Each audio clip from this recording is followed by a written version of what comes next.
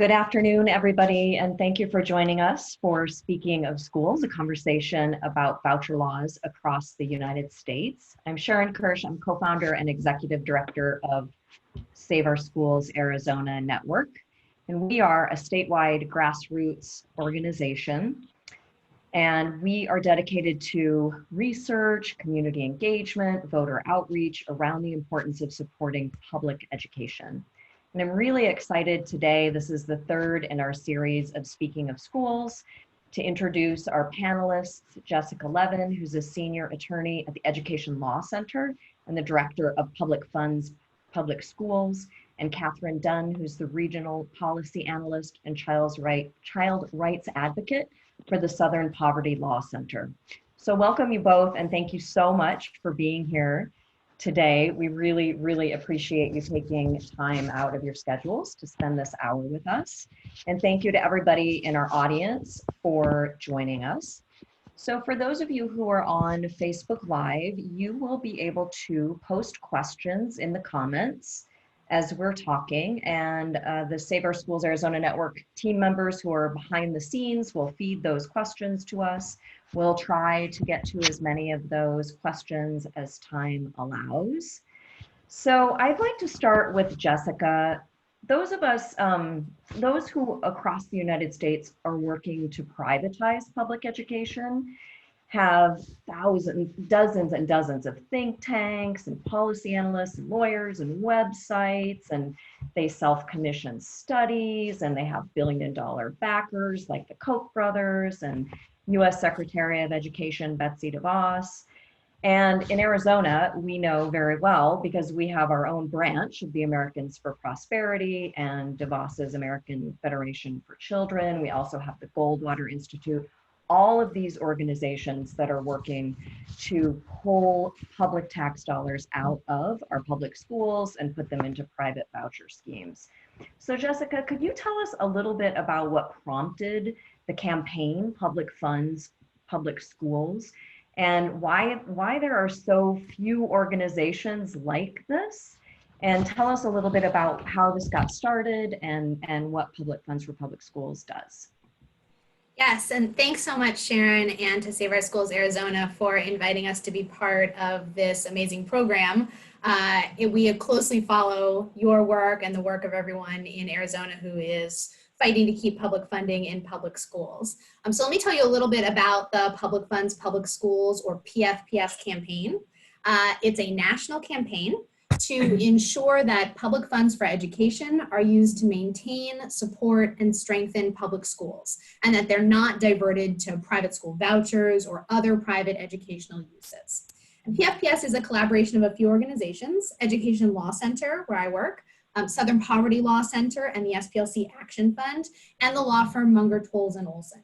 And our goal is to ensure that students can attend a thriving public school that has the resources to meet their needs and welcomes them free from discrimination.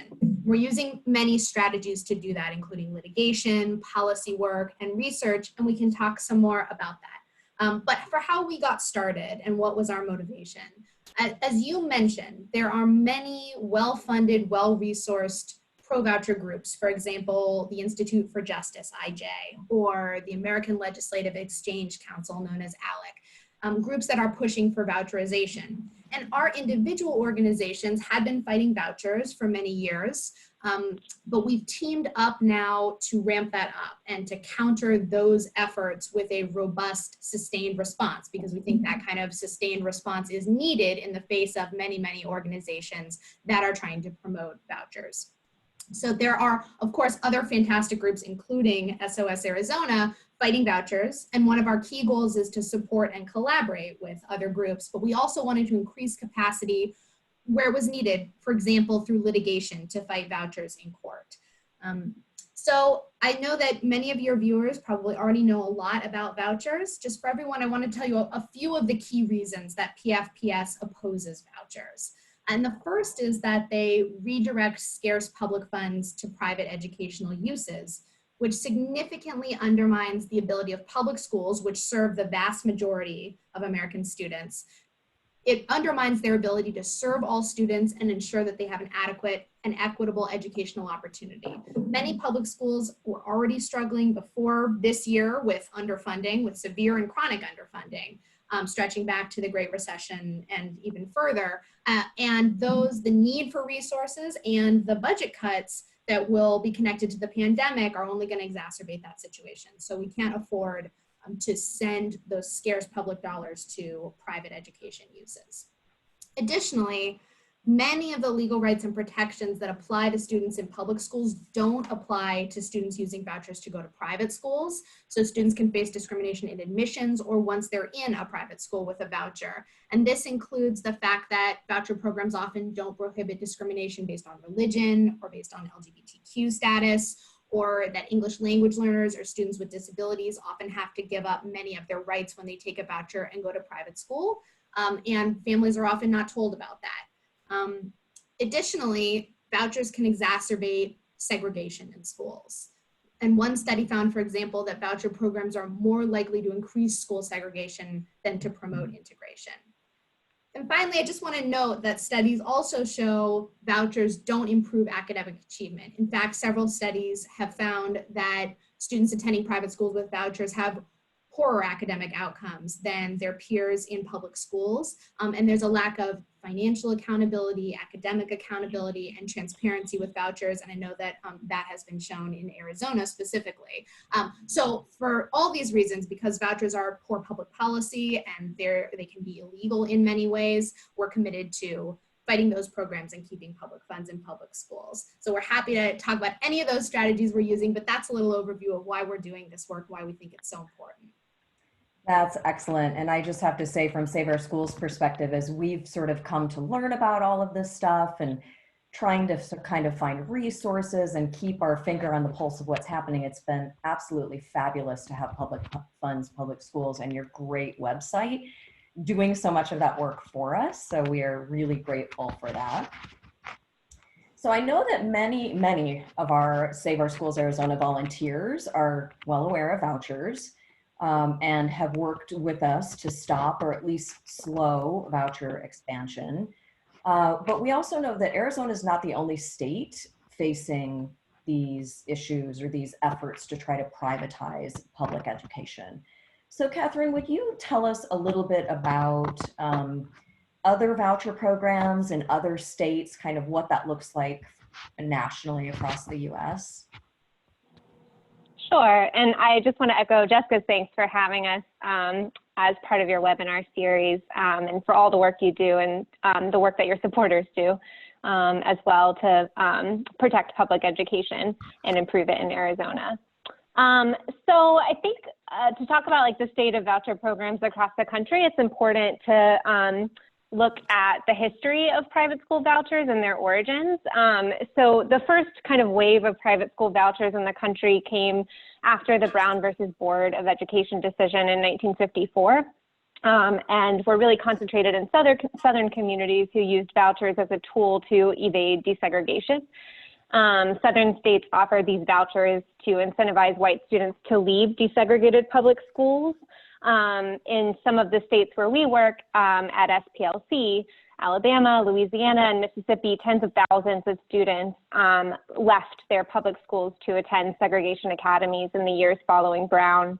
And these diversions of public funds were, direct response of white communities to desegregation requirements. And some states like Louisiana offered actually more in private school vouchers than they paid for public school students to attend public schools. And white flight from public schools actually also impeded districts' ability to raise funds. Property owners were less willing to raise taxes to support schools in this kind of dueling system environment.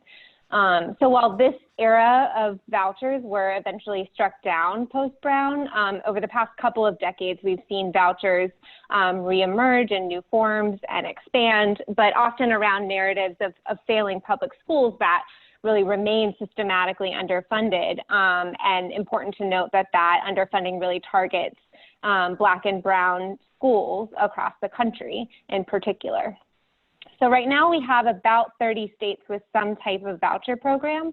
whether it's a traditional voucher program that directly funds students to attend private schools, or a new form of voucher. We continue to see kind of new and creative ways emerge, like tax credit scholarships that fund vouchers through intermediary organizations, or education savings account vouchers. And I know we'll get into some of the weeds on the different forms of vouchers. PFPS considers all of these diversions of public funds to private schools to be vouchers. But Florida is one example of these 30 states, of a state with several types of voucher programs. So it has 2 vouchers for students with disabilities, a tax credit program, and a program specifically for students who say that they were bullied at school. And a new program passed in 2019 that uses more of a traditional voucher structure to funnel even more money away from public schools to private school tuition. So when you take the sum of all these programs, Florida is actually diverting over $1 billion a year from public schools and public services to private schools. And as a result, it now ranks 41st out of 50 states in the nation in funding fairness of public schools. Other states, of course, devote hundreds of millions of dollars. Indiana and Ohio and Wisconsin, and of course in Arizona, states being some of the top diverters of public funds to vouchers. So while the landscape is that we do have voucher programs in a majority of states, dozens of state legislatures each year, last year and this year, take up voucher bills, the vast majority of which do not pass. The most recent new voucher programs to pass were in Tennessee and the one I mentioned in Florida. But dozens and dozens of voucher proposals are not successful each year. The 2020 legislative sessions in particular, because of COVID, are still wrapping up, but it looks like we will have similar results in that way as we did in 2019. So advocates, of course, continue to make headway at rolling back voucher programs across the country, including through litigation. And the PFPS team has challenged voucher programs in Nevada back in 2016 and Tennessee this year that were both struck down by courts before their implementation.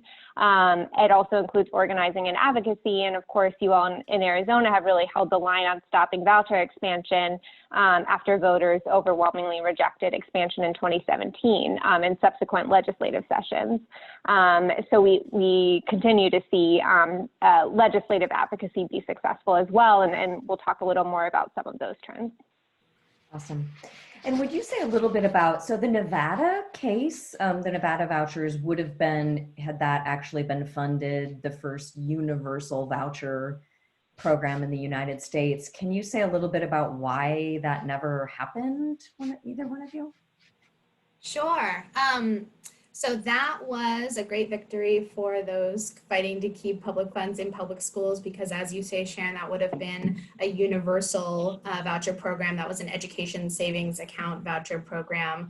And that program was challenged by Education Law Center and Munger, Tolles and Olson and others under Nevada's education clause of the Nevada state constitution, which says that the legislature has to fund public education first and fund it in an amount that it deems adequate. And because the money for that universal voucher program was going to be taken from the allocation that had been made to fund the public schools, it was unconstitutional under the state constitution. And it was struck down ultimately by the Nevada Supreme Court. And so it never got implemented. The money never flowed out to that program, which was very important, especially because Nevada's public schools are some of the most underfunded in the country. Yeah. Thank you. So, Jessica, say a little bit more about, you talked about public funds, public schools. I think our Facebook Live stream may not have been running when you defined it. So if you maybe would just give a quick definition of what that campaign is and where it came from, and then talk a little bit about some of the trends that you see in terms of voucher bills and what advocates for public education can look for in the coming year or just in the future in terms of what we might expect with voucher legislation. Sure. For anybody who wasn't here at the very beginning, Public Funds, Public Schools, PFPS is our national campaign of Education Law Center, Southern Poverty Law Center, and the SPLC Action Fund, and the law firm Munger, Tolles, and Olson to fight private school vouchers and other diversions of public funds to private education uses. So to keep public funds in public schools because voucher programs drain scarce resources away from public schools, and because voucher schools often can discriminate against students, vouchers can increase segregation. For all of those reasons is why we're doing this work. And you asked about trends in vouchers. So let me point to a few different things that public education advocates can look out for and that we've seen in previous years. As Katherine said, vouchers, the way that vouchers are funded has changed and evolved over the years, and what vouchers are called has changed and evolved over the years. But the bottom line is that all these programs are vouchers that take public money away from public schools. So there's traditional vouchers that pay for tuition at private schools. There's education savings account vouchers like you have in Arizona and many other places where part of the public money that, for example, part of the per pupil amount that would have gone to public education is deposited into a personal account that parents can use to pay for private school, but also importantly for a lot of other private school expenses like transportation or books or sometimes homeschooling. So Arizona adopted ESA vouchers early on. They're increasingly popular. That's the type of voucher that was seen in Nevada or in Tennessee, passed last year and now stopped right now by the courts. And voucher proponents are pushing the idea of ESAs during the pandemic. For example, the Heritage Foundation has recently suggested putting education funding toward ESAs. So this is one to know about and look out for. And actually Public Funds, Public Schools just did a webinar on ESA vouchers that will be up on our website. There are also tax credit vouchers. So that's another form of vouchers that has now been around for a while. And there are some tax credit vouchers in Arizona as well. And this is when individuals or corporations can get up to 100% dollar for dollar credit to send the money that would otherwise have gone into taxes that would have gone into the public treasury to pay for things like public schools. It's instead given to what's called a scholarship granting organization, and then they give vouchers to families to pay for private school. And finally, another trend I want to mention is that there's a push to expand the use of 529 accounts, which you might know as college savings accounts, to expand their allowable uses to K through 12 private education expenses. And Arizona is one of the states that is now allowing that. So as those types of programs expand, more money is flowing to private education uses. So those are different types of vouchers. It's also a common strategy to start out with a small voucher program targeted to a specific student population, such as students with disabilities, and then continually try to expand the students who are eligible with the end goal of a universal voucher program. And that strategy is also illustrated in Arizona's ESA program. So frequently targeted groups of students are students with disabilities, low-income students, students who are in so-called failing schools, and more recently, as Katherine mentioned, we've seen the rise of proposals for child safety or bullying vouchers for students who say they were bullied in school. As Katherine said, most of these voucher programs aren't successful, but that's because we know what to look out for, and we have to continually understand how vouchers are shifting and evolving and what the new proposals are. One more important point that I want to make, so it's not all vouchers expanding, is that Arizona isn't just an example of how programs can grow. It also demonstrates how excellent advocacy can halt and roll back voucher programs. So as Katherine was mentioning, SOS Arizona's work to spearhead the ballot referendum that halted what would have been a very large expansion of Arizona's ESA program. And other advocacy that you all and others have done in Arizona. For example, last year, other voucher bills either didn't pass out of committees but weren't taken up by the full legislature, or those bills didn't advance. And more activity this session, but there are a lot of voucher bills that haven't moved too far in Arizona and elsewhere. So these are the bright spots in the strategy to look at, that there's a lot of success in fighting voucher expansion as well. Yeah, Thank you. And we did in the 2019 legislative session, there was a bullying bill very similar to the one that Florida has that didn't make it out of committee here. And like you said, I think one of the things that has been really disheartening for us to see in Arizona, as our public schools are struggling so much, to watch these voucher programs expand and expand and expand. When ours started, it was just this really small $1.5 million a year for very few number of kids who have very high special needs. And then it's just grown exponentially since then, as our public schools have increasingly faced a really, really terrible crisis. And we know that our teachers are buying their own supplies and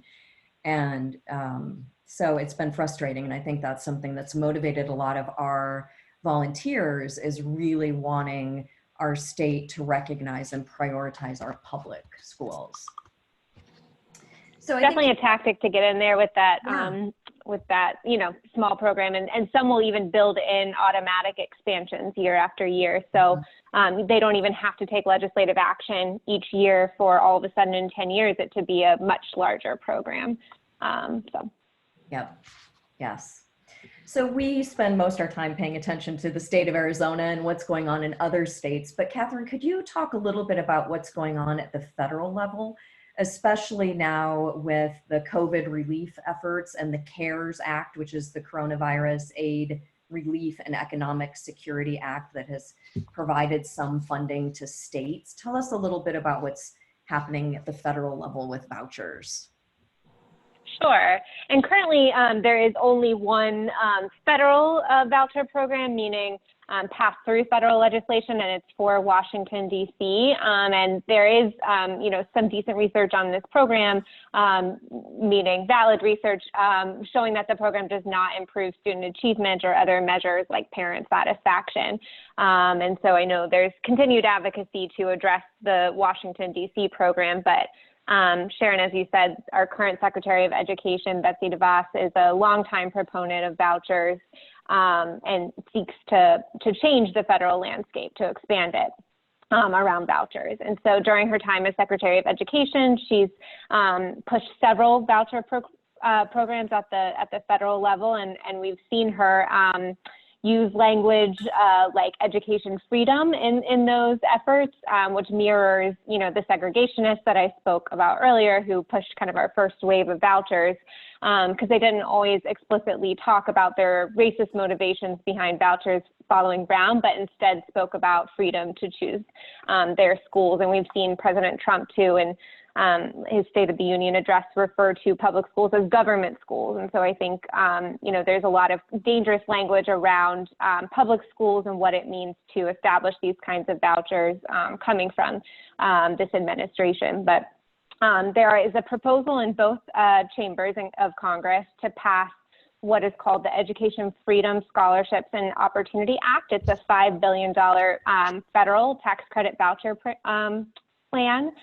There have been proposals for education savings account, ESA vouchers, specifically for children of military families, and other voucher bills.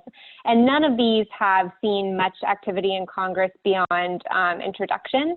But in the midst of Trump promoting vouchers a good bit over the past week, Senator Cruz, who has sponsored this education freedom voucher in the Senate, has renewed calls for a hearing on that voucher. It remains to be seen if support in Congress will change, but it does not appear that there is Democratic support for the vouchers. And of course, Betsy DeVos is a pretty unpopular Secretary of Education, and there's been a lot of really great advocacy, like your advocacy in Arizona, that I think has kind of changed the conversation around vouchers and their harm to public education. But DeVos is not necessarily stopped by the lack of support in Congress. She's now using some of the federal stimulus packages that have passed to provide relief, federal emergency relief, to schools and districts across the country during this COVID-19 pandemic and following all of the school closures that resulted. And so she has done a couple of things to advance her privatization agenda under the CARES Act package. One is she's established a grant program for states to apply to receive funds from a $180 million pot to set up microgrant vouchers, which really are structured like education savings account vouchers. And those applications are open. It remains to be seen which states will ultimately apply or be awarded, but it's something to be watching for in your state advocacy wherever you are.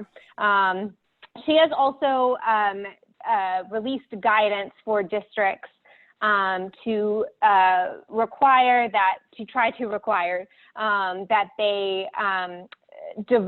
that they provide private schools with a greater share of the CARES Act funds than is required under law or allowed under law. These are Title I funds that are intended for low-income students in public school districts. And DeVos is encouraging states to follow her guidance, suggesting that they should share these funds with private schools based on private schools' total population. So public schools that serve majority low-income students would have to share their funds with private schools that potentially serve no low-income students or exclusively wealthy students. So this has a disproportionate impact on low-income students and students of color who are the majority of Title I schools across the country, while white students and higher income students are the majority of private school students across the country. So those are a couple of things that we're watching at the federal level. So we have a question from a listener that I think is kind of related. So see if either of you would like to take a stab at this one. So what sort of private schools are emerging to be recipients of diverted funds, like maybe online schools or what we are seeing popping up in Arizona, micro schools? How are they packaged, or what is it that they're doing to try to draw people away from public schools? I think this is especially related to our COVID moment, as we're all trying to figure out what it means to be in or not in the classroom now as we're dealing with the pandemic. So any thoughts on that, either of you? I'm happy to chime in with some thoughts and Jessica add yours, but yeah, I think, we've seen certainly there's been great reporting in Arizona in particular around some of the kind of fraud and abuse with private school voucher funds.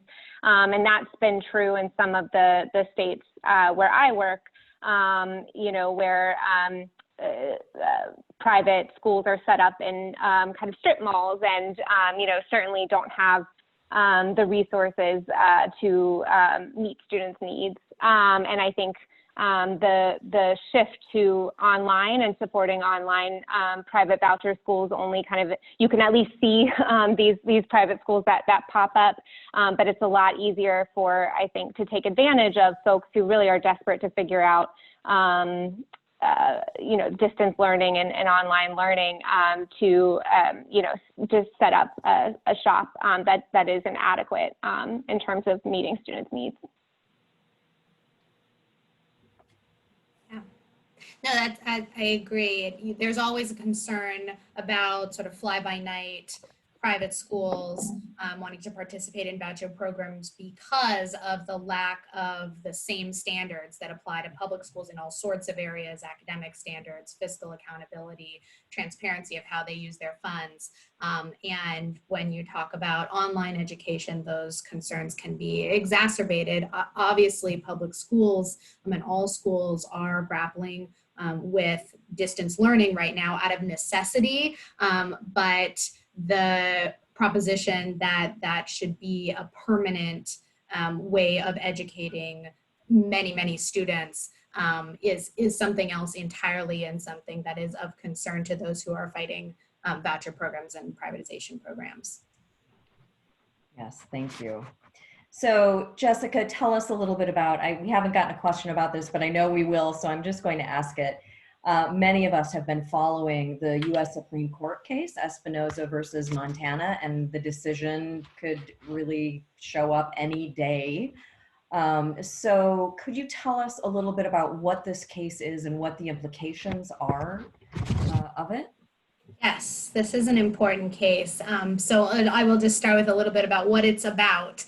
So in 2018, the Montana Supreme Court struck down a state voucher program that provided one of those tax credit voucher programs, a dollar for dollar tax credit for donations to scholarship granting organizations. And the Montana Supreme Court said that that tax credit voucher program violated what's called the no aid provision in the Montana state constitution, which prohibits the use of public funds to aid private religious schools in Montana. So the U.S. Supreme Court accepted that case for review and is expected to issue its decision probably sometime this month. And several pro-voucher groups have argued that that Montana no aid provision was motivated by anti-Catholic bigotry and that it violates the religion and equal protection clauses of the U.S. Constitution. So Public Funds Public Schools was one of the groups that filed an amicus brief or a friend of the court brief in the Supreme Court on this issue. And we did that to make 2 points that we think are really important about this case. The first is to provide some historical context for Montana's constitutional reform process in the 70s, which shows clearly that they put that no aid clause in the Constitution prohibiting the funding of religious schools out of a desire to ensure that the limited state funds for education would stay in public schools, because almost basically all private schools then were religious schools in Montana, and still most are. And they wanted to keep that money in public schools because they knew it was so important and they knew that funding for public schools was scarce. The other thing that our brief highlights is that peer-reviewed research that we've talked about, that studies consistently show that voucher programs negatively affect student achievement. And that the research that's cited by voucher proponents, much of it suffers from critical flaws in research design and validity. And so that's an important perspective, we think, for the court and for the public to have on vouchers. So what are the possible outcomes of this case? There are many. We hope that the U.S. Supreme Court will uphold the Montana Supreme Court's decision that the voucher program violated the state constitution. If the Supreme Court reverses that decision and goes the other way, then there are a number of different things that they could say about voucher programs or about state constitutions' no aid clauses. So where do we go after this? A lot of it will depend on the specifics of what the U.S. Supreme Court says. But one thing that is really important to note is that whichever way the Supreme Court decides, there are many avenues for challenging vouchers in court, for example, under state constitutions education clauses, like we talked about in Nevada, in addition to all the other non-litigation ways to challenge vouchers. So those avenues would not be affected by the Espinosa decision. And PFPS will have analysis when the decision comes out, and we'll have follow-up materials and programming. So make sure to sign up on our website for our updates, and we will be watching for that decision. Thank you so much. You know, you mentioned earlier that you guys did your own webinar in ESA vouchers, so I'll just plug that, because even though I feel like I know a lot about it, it was really interesting. And so if that's available on your website, I think some of our listeners and volunteers will be interested if they didn't catch it the first time around looking at it. So you guys know, and many of our listeners know, that people across the state of Arizona have just worked tirelessly to make sure our lawmakers prioritize public education. And in spite of the fact that we've been doing this work for these last few years, and in spite of the fact that year after year after year, every poll that's ever done in Arizona shows just incredible widespread support for public education, regardless of political party, regardless of demographic. So many people support public education. And yet, in spite of that fact, our governor, just in this legislative session, signed a bill into law that expanded our vouchers once again, even though the voters in 2018 really clearly said, no, we don't want any more voucher expansions by voting no on Prop 305. But he signed a bill into law that allows vouchers, our taxpayer dollars, to go out of our state, to leave our state, to pay for private religious school tuition in schools in other states. So we are always looking for ways to stop vouchers, to slow the growth of vouchers. We've maybe in our conversation touched a little bit on this, but Katherine, or both of you, but maybe we'll start with Katherine, talk a little bit about what's worked in defeating or slowing vouchers, or what kind of things we might think about to challenge this kind of incremental expansion that seems to just continue happening. Sure, and this is something that I think we all think a lot about because it's our mission at Public Funds, Public Schools. And as Jessica mentioned when she talked about what it is that our campaign does, we use a couple of different strategies. And so the first being litigation, and we've talked throughout this webinar about examples of lawsuits that have resulted in courts declaring voucher programs illegal under state constitutions, sometimes under the education clauses or the prohibitions to fund private or religious schools. And Nevada and Tennessee are recent examples of voucher programs that have been struck down by courts that we touched on a little bit earlier. But we focus a lot on supporting state legislative advocacy too. And I think where we've seen advocates be successful in defeating voucher bills, it is because of the kind of dedicated advocacy that you all do at SOS Arizona. And it's about really holding lawmakers accountable, of course, educating them about all of the flaws and how vouchers can hurt students and public schools. But also, you know, I think making noise in communities where representatives are voting for vouchers and communities are not aware of those decisions. I think there is not a lot of support for vouchers in the public, and there are sometimes representatives from districts that don't even really have private schools supporting vouchers because of party leadership or other demands. And so I think really that kind of local level advocacy and attention to the impact of decisions being made by state legislators is really important. I think that there are also some creative things that we've seen be successful if you are fighting a voucher program that ultimately might end up passing. One is trying to get sunset provisions inserted, meaning that the voucher program won't go on indefinitely. It will be more of a pilot, and at some point, the legislature will have to consider whether it's been successful. There was a pilot program, an ESA voucher in Mississippi that passed 5 years ago and just expired. The legislature did ultimately end up renewing the voucher program, but because Mississippi had built in requirements for analysis of the program and review of how it was doing and had identified a number of flaws, it is a much more scaled back version that got renewed. And so I think if you can work to get those two things inserted into bills that are moving or to existing programs, those are ways that we've seen, advocacy be able to kind of slow or halt ultimately voucher programs. I think some of the exciting developments over the past year in defeats of voucher bills have also resulted from some of the public school teacher demonstrations. And I think we're in a moment right now where support for educators is pretty high with all of the children doing, distance learning from home. And so I think really, listening to educators and to, the budget fights that they've been waging and really the budget cuts that they've been trying to teach through without having all the resources that they need are, a big part of what we've seen be successful too. And then, we work at PSPS to support high quality research on the effects of vouchers. We've seen that really be essential to make the arguments that we make because they're based on research and evidence of outcomes for vouchers. We've also seen investigative journalism, I think, be really important. And so that's another thing I would plug is working with local journalists to study your voucher programs.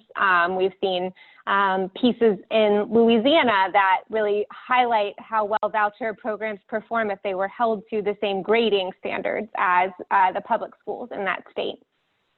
We've seen some really good reporting out of Arizona that I mentioned too around fraud and abuse.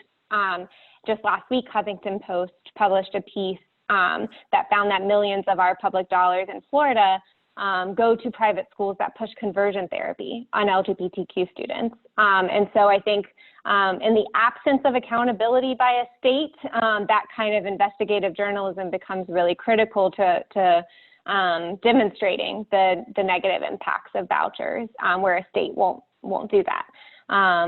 And finally, I think, we've seen some work around message reframing that I think is important. This freedom and school choice narrative that we see from the administration and from others is, I think there have been some inspiring attempts to kind of reframe whose choice it is, right? Because it is ultimately the private school's choice based on application criteria, which can be about students' academics or behavior or their identity even, but also cost above and beyond a voucher and resources like transportation.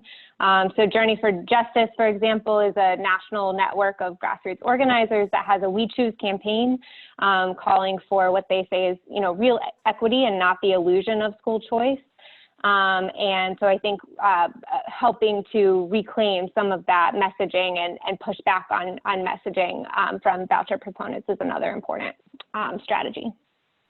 We actually have G2 Brown from Journey for Justice is going to be one of our guests in a few weeks on one of our next Speaking of Schools conversations. So we're really excited about that. And then I also wanted to give a shout out. You mentioned Mississippi. The Parents Campaign in Mississippi is a small grassroots organization, and we reached out to them early on, and they've been so kind to us and helping us kind of understand the whole landscape and the work that they've done. So they have been, they do great work along, yeah, and doing such good work in Mississippi. So that's really good to hear. So, okay, we have, well, let me just ask one other quick question about ways to fight vouchers, because I think in Arizona that has been really important to us. And so a couple of things I'd like to highlight about what you said. We were surprised, naively so, that our legislators in Arizona who live in rural communities or communities where not a single one of their constituents could even use a voucher would vote for legislation that would take money out of our public schools.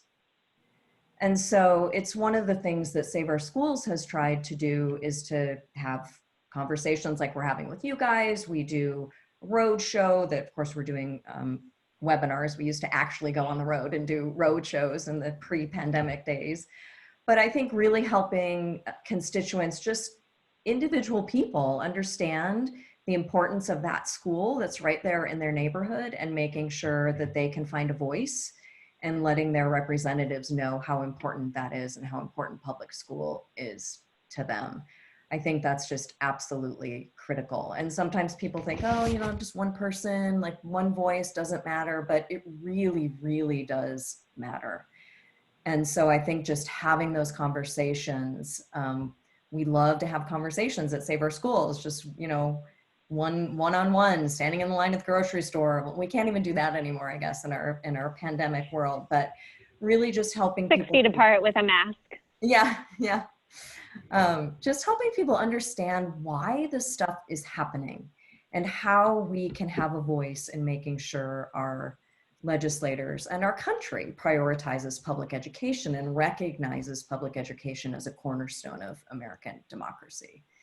So that is so important to us. So I appreciate you gave some great examples of sunset provisions, messaging, all of that I think is so, so important. So thank you for all of that. Now, Jessica, will you tell us a little bit about the resources that PFPS has on your website that people might be interested in? And then we do have a few questions coming in from our listeners. And for those of you who are listening, it's not too late to put your questions in the comments. And the people working tech behind the scenes will send those along to me, and I'll do my best to ask our panelists, or at least combine several of the questions and see if we can get through some of them. So Jessica, tell us about the resources that you guys have that we can have access to. Sure. And one of our most important goals, as we've mentioned, is to support other organizations, national, state, and local. And as you've mentioned, there are many grassroots and local organizations who are working on these same issues alongside us. So we want to support them and individuals, as you said, having these conversations and understanding the negative effects and the harms of vouchers is one of the most important things that we can all support. So, and to that end, we have a webinar on our website now by Professor Julie Mead talking about why public education is the cornerstone of our democracy and helping to frame that and helping to tease out those ideas of why it's so important. So I encourage everybody to watch that. Our website is pfps.org. I'll put up a slide with that at the end of the webinar, but pfps.org, and if you go to our contact page, you can sign up for our email blast, which will tell you when we have a new resource or a new event. So let me just tell you about a couple of the resources that are on the website.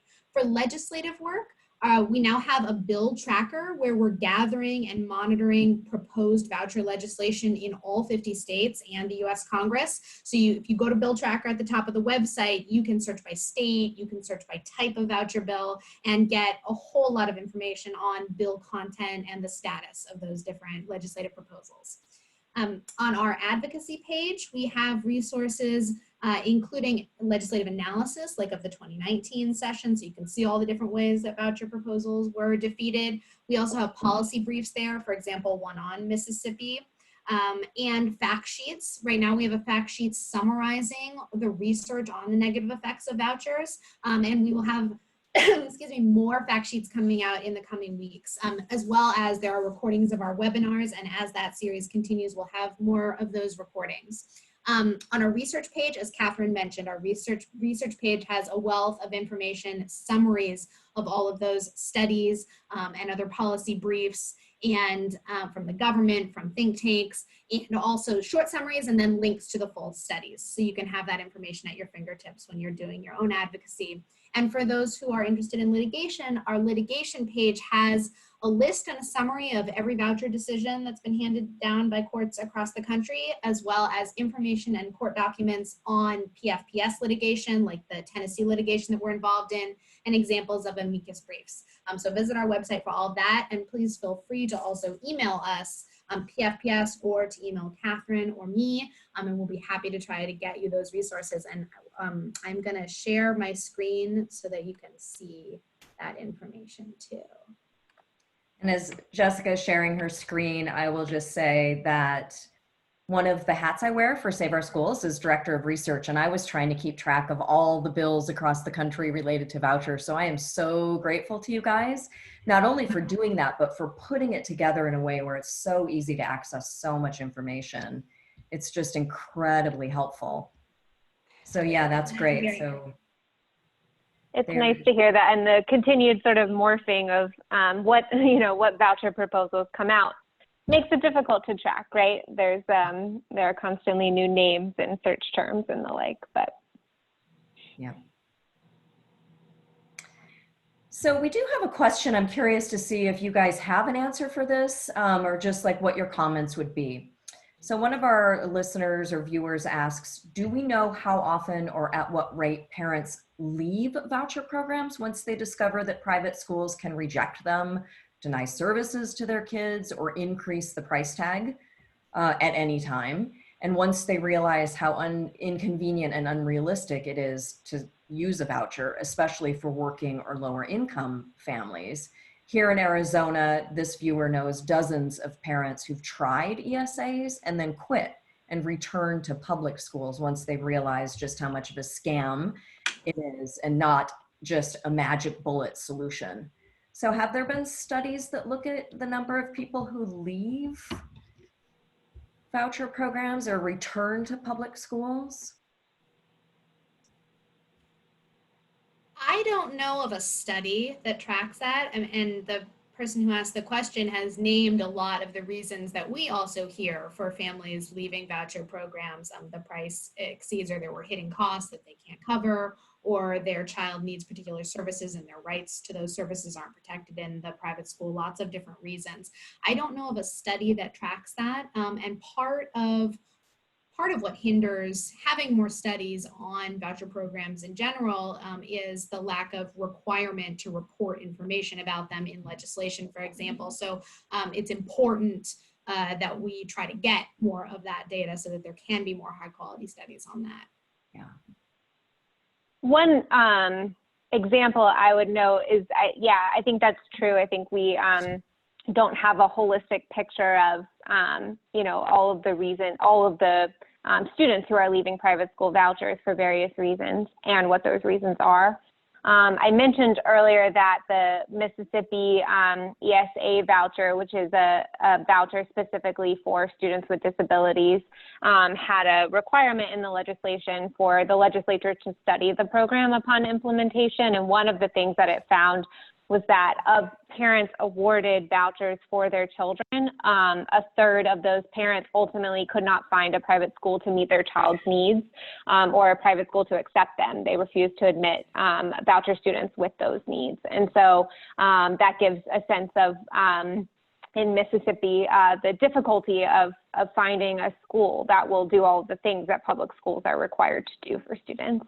But I don't think that we really have a full picture like like the participant asked. Yeah, and that's definitely true in Arizona. There's so little accountability or transparency for what happens with the money when it's, put on a debit card, which is what happens in Arizona and given to the parents, or how the child does academically. We just know so little about what happens. So we have another question that is really interesting. I think it kind of comes at all of this from a different angle. And this person asks, what can we do to improve our schools so that parents don't feel the need to remove their students? Current discipline strategies at public schools unfairly target special needs and minority students, and classrooms are overcrowded. So I'll take a first stab at that, just because I know this is a tremendous issue in Arizona, because we have the second most crowded class sizes in the country. We have the highest student to counselor ratio in the country. So in Arizona, it's about one counselor for every 920 students. The recommended ratio is 1 to every 250. And so I think it is a very valid point that our listener is making about discipline strategies, about the pressures that our teachers are under and the lack of support that they have when they're in the classroom, because they can't call in a counselor, because if they even have one, it might be a counselor who's splitting his or her time across 3, 4, or 5 different schools in the district. And so it just makes it very difficult. And as a teacher myself, I get really angry when people say, oh, it's just a few more kids, as if adding, just 5 more kids into your 4th grade class or your 3rd grade class isn't going to be that big of a deal. I think for anyone who's been in a classroom with kids, especially kids with special needs, especially kids who are dealing with active trauma in their homes, it is so much stuff that goes on in our classrooms in addition to academics. And to just put a few more kids in a classroom is just not good for the kids, not good for the teachers, and makes those teaching situations very, very challenging and difficult. So do you guys have thoughts on that? What schools can do to improve? Yes, thanks. That's a great question and a great point. And I can just start out, Katherine. The project of strengthening our public schools is continuous. And we are, our individual organizations and PFPS, deeply devoted to addressing the challenges that many students face in public schools. And those exist, and there is ongoing work to make sure that all students get an adequate, equitable education and that their rights are fulfilled in public schools. one very important point, and that we can all work toward and is part of public funds, public schools mission, is having adequate resources, because so many of these challenges come back to adequate funding and resources for our public schools. So making sure that they are adequately funded is fundamental to addressing all of that.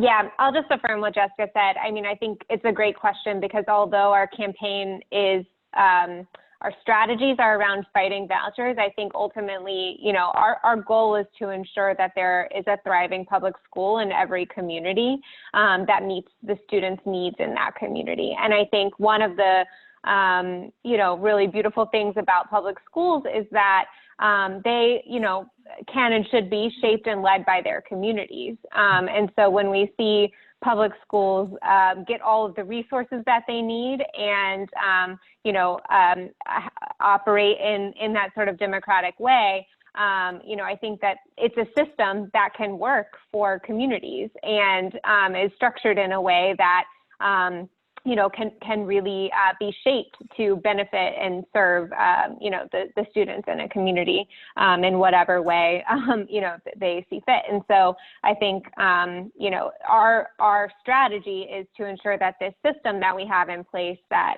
really can be successful and in many places is successful for every kid. And you don't get there until you, you know, resource our schools. And for us, you know, a strategy to get there is to stop this diversion of public funds to private schools. Yeah.